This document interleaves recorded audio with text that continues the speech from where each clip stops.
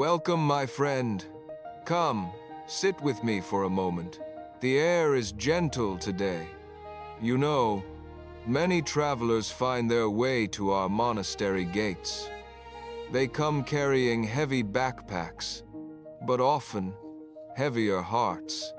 They tell me of their successes, the promotions, the accolades, the busy schedules that prove their importance to the world.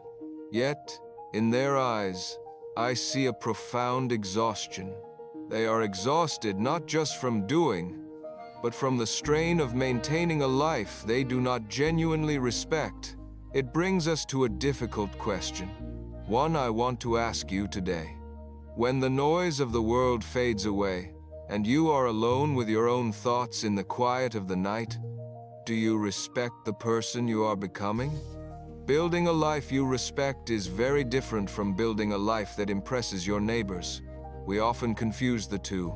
I remember a young novice who joined us years ago, eager to prove his devotion. We were repairing the outer wall of the monastery grounds. This young man, he wanted to build the fastest, tallest section of the wall to show his dedication.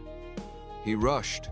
He stacked stones without checking their balance, ignoring the smaller, crucial stones needed for stability, focused only on how grand it looked from a distance. The first strong autumn wind toppled his entire section. He was devastated. Our abbot walked over to the pile of rubble, picked up a single, humble stone, and placed it firmly in the dirt. He said, "Respect the stone, respect the mortar, respect the process.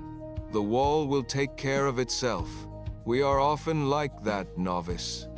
We rush to build careers, relationships, and reputations meant to be seen from afar, ignoring the humble, daily foundations of integrity, kindness, and presence. A life you respect isn't built in a day of grand gestures. It is laid brick by brick in how you handle a difficult conversation, how you treat the service worker who is too slow, or whether you keep the promises you make to yourself when no one else is watching. And what are these bricks made of? They are made of time.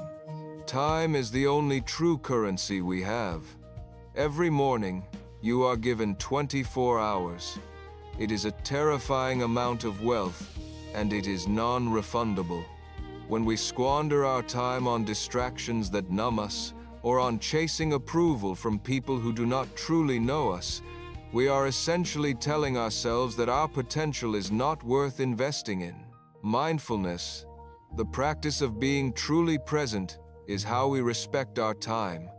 In the monastery, chopping vegetables for the evening soup is treated with the same reverence as prayer in the main hall.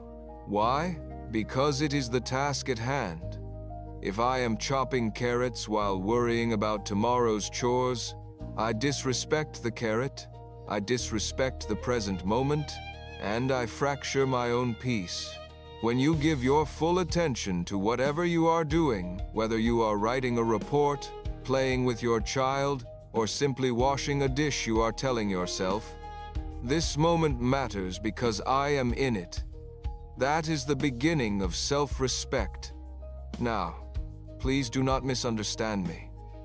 Building a life you respect does not mean building a perfect life. Far from it. If you demand perfection from yourself, you will only build a prison of anxiety. To respect yourself is to have compassion for your own humanity. It means recognizing that sometimes you will place a brick crookedly. You will speak harshly when you meant to be kind. You will waste an hour scrolling when you meant to create. Respect isn't pretending those mistakes didn't happen. Respect is looking at the crooked brick, acknowledging it, learning from it, and then mortaring around it with forgiveness so you can keep building. You don't tear down the whole wall because of one mistake. You continue with greater wisdom. My friend, the architecture of your life is entirely up to you. No one else has to live inside the structure you are building. So, make it a place where your soul feels at home. Make it honest. Make it kind. And above all, make it something that, at the end of your days, you can look upon and say, "Yes, that was well done." May you find the courage to build wisely. Peace be with you. If this message speaks to you, like, comment, subscribe, and share it with someone who needs this.